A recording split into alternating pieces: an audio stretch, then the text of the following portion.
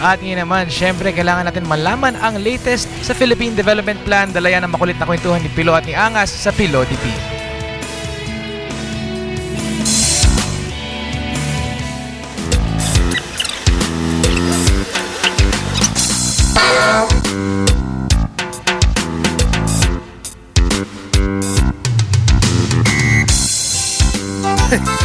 Sir, saan tayo? Divisoria, Chief. Sir! Traffic doon. Bawal kami doon. Iba na lang, iba lang. Pili ka ibang lugar. Traffic bawal. Hey, ano ka? Jeep! Baka gusto mo i-reklamo kita. Labas ka lang dyan. Teka lang, ha? Huh? Teka lang. Labas tayo? Labas ka dyan. Hindi dito. Mainit!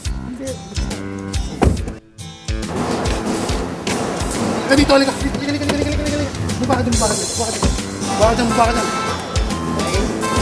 Tutuwa ka ng leksyon.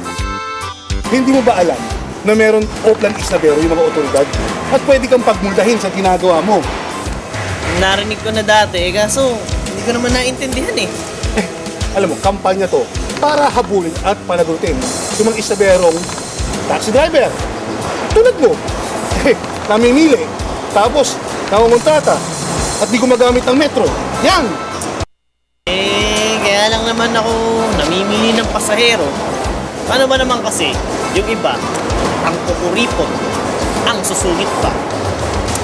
Mali pa rin yan. Bawal yan kapag nahuli ka ng otoridad na ginagawa mo yan. On the spot, titikitan ka. Pumultahin ka ng 1.5. Di ba? At 2 buwan kang suspendido. Yung lisensya mo yan. Hindi ako magpapahuli. Hindi ka makakawala sa dami ng otoridad na naghahabol sa inyong mga abusadong driver. Full force ang DOTC sa pagpapatupad ng itong Oplan Isabero. Andyan ang LTFRB. Ang LTO. At maging ang PNP. Yung Highway Patrol Group, yan, nguhuli mga yan. Teka sir, ito na lang ha. Alam mo ba kung saan nakatambay yung mga yan? Yung mga LTO tsaka kung ano-ano pa. Para hindi ako dadaan dito. Wow! Ang lakas mo! Ang lakas mo! Lakas mo mangloko. Alam mo, kung di ka gagawa ng bawal, wala ka dapat pagtaguan. Especially ngayon, Pasko, dapat marami kang pasahero. Kung di ka gagawa ng bawal. Bakit? Doon ba sila nakapwesto sa maraming pasahero? Tumpak, nagpapatrol sila sa mga yung pangunahin nating kalsada. Metro Manila, NAIA, at sa mga pangunahing mall. Ba yan? Dami naman bawal. Ngayon na nga lang lalaki yung kita namin eh. Pag sinabing bawal, bawal. Tanda mo yan. Antayin mo yung mga pasahero magbigay sa'yo ng tip. Kung bukal sa puso mo, hindi yung hirit ka ng hirit ng dagdag. Sige na, tara. Hatid na kita sa Divisoria. Dapat lang, yan ang sinasabi ko. Hindi yung parang kanina, pati prangkisa, gagawin mo pang rason. Ayan. Tsaka teka pre ha, uulitin ko lang yung sinasabi ko kaninang hindi ka pwede sa Divisoria dahil sa prangkisa mo. Imposible yan.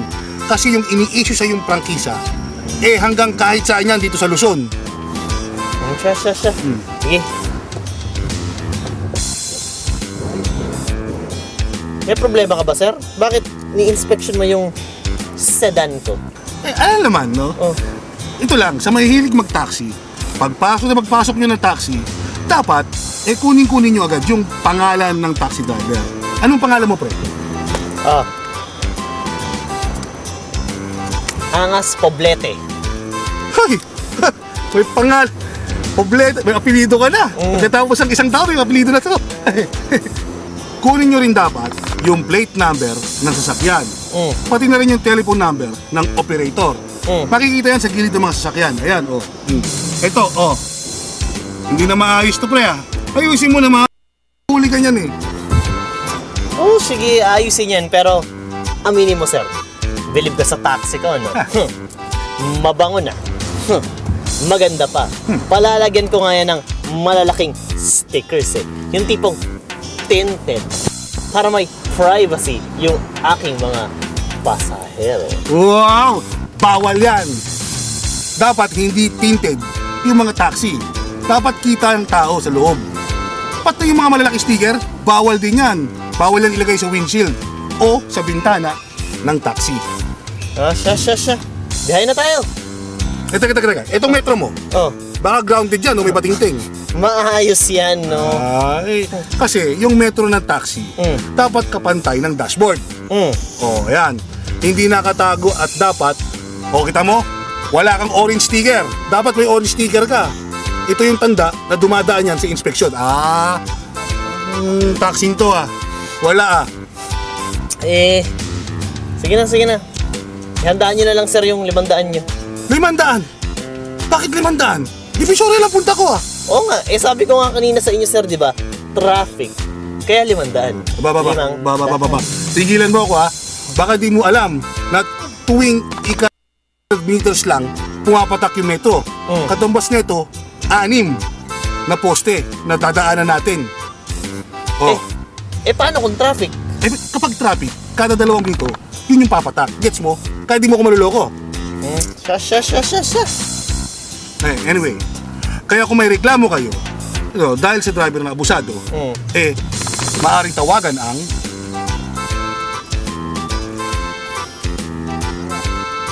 Bayan, dami naman bawal. Gawin mo na lang yung tama, di ba? At hindi mo nararamdaman yung bawal na yan. Hindi ka naman habang buhay magka-taxi driver. Paano kung gusto mo magpasahero? Tapos, abusado din yung driver mo. Gusto mo ba yan? Siyempre hindi. Ayun naman pala Kaya, sa totoo lang, dapat maigi na may off-plan isnabero talaga. Yung mga pasahero natin, napoprotektahan, hindi naaabuso.